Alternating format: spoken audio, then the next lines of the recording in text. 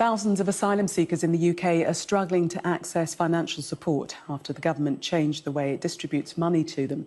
A prepaid bank card meant to be loaded with £39 a week has been replaced by a new card. But some say these either haven't arrived, don't work or don't have any money on them.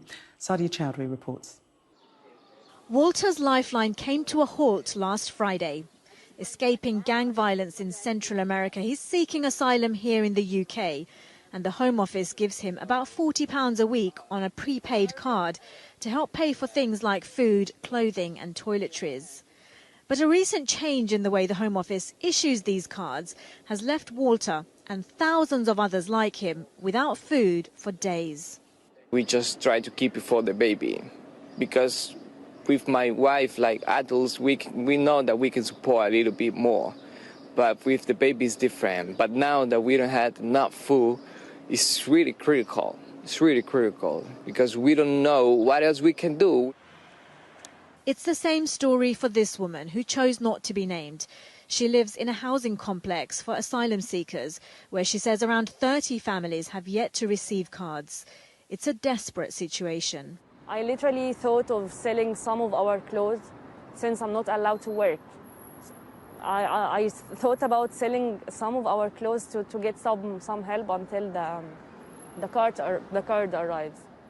Charities say a string of problems with the new cards has left families hungry now for over a week. The significance of the problem is that they only get £39.63 to live on a week, and that is such a tiny amount.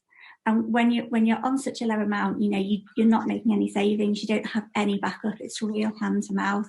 So even being without it for a couple of days was a big problem. Being without it with a week, it's a disaster. I mean, people don't have food. We are signposting people to food banks. We're getting phone calls from people who literally haven't eaten. It's really significant. The Home Office told us those who have issues or are unsure how they can activate their cards are able to contact the 24/7 Migrant Help helpline. Accommodation providers can facilitate emergency cash payments in the meantime. Walter says the helpline gave him no assistance and he's been turned away by charities inundated with requests.